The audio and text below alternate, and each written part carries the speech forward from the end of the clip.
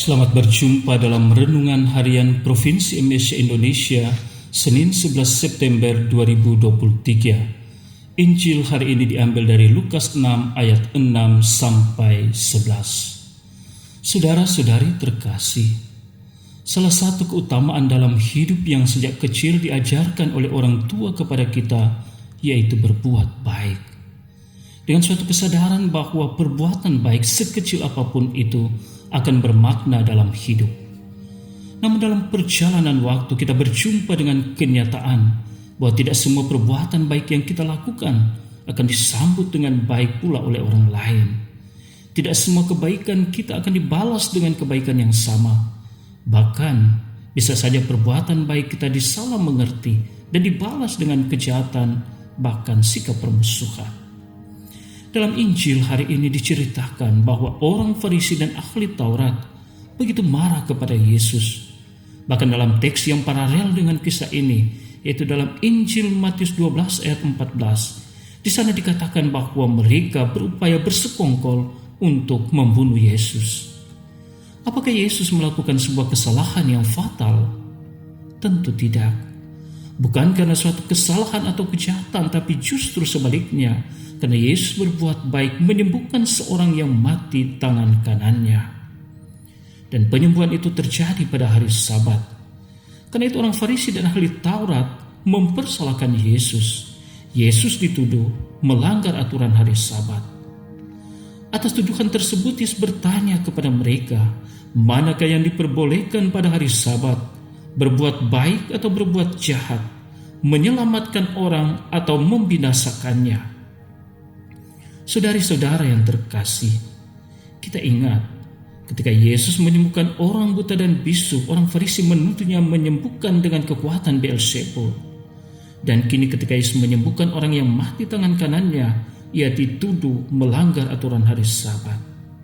Yesus berbuat baik, tetapi yang ia alami adalah kemarahan, kebencian, fitnah, tuduhan, iri hati, dan kecemburuan. Saudara-saudari yang terkasih, tidak jarang pengalaman seperti itu terjadi di dalam kehidupan kita. Kita berusaha melakukan yang baik, tapi ada orang yang iri hati dan cemburu. Kita bekerja serius dengan melaksanakan tugas dan tanggung jawab yang dipercayakan kepada kita, tetapi ada yang curiga. Kita berikan hati, pikiran, waktu, tenaga kita untuk menyelesaikan tanggung jawab kita, pekerjaan kita, tetapi yang kita terima adalah gosip dan tuduhan yang menyakitkan.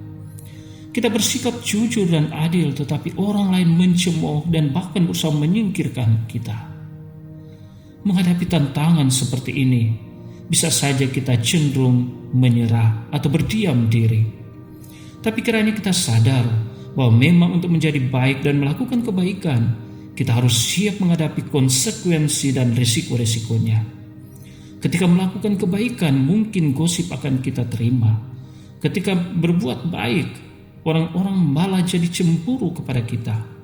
Ketika kita bekerja dengan jujur dan tulus, orang akan menuduh kita punya agenda tersembunyi. Memang seringkali ada risiko dan tantangan, bahkan ketika kita melakukan kebaikan. Tapi kita sadar bahwa Tuhan tidak berhenti, Tuhan tidak letih berbuat baik. Dia tidak menyerah melakukan kebaikan. Sekalipun dia dibenci, dimusuhi, dituduh macam-macam, bahkan mau dibunuh karena kebaikan yang ia lakukan, Yesus tetap setia melakukan kebaikan. Maka marilah saudara-saudari yang terkasih, apapun tantangan dan resikonya, teruslah berjuang untuk memilih dan melakukan perbuatan baik dalam hidup kita. Karena perbuatan baik adalah salah satu unsur dari warta gembira. Perbuatan baik kita sungguh menjadi kesaksian hidup akan iman kita. Tetaplah berbuat baik dimanapun kita berada. Mungkin kita belum benar-benar menjadi orang baik, tapi dengan melakukan suatu kebaikan, kita bisa membuat hidup kita lebih berarti dan bermakna. Tuhan memberkati kita semua.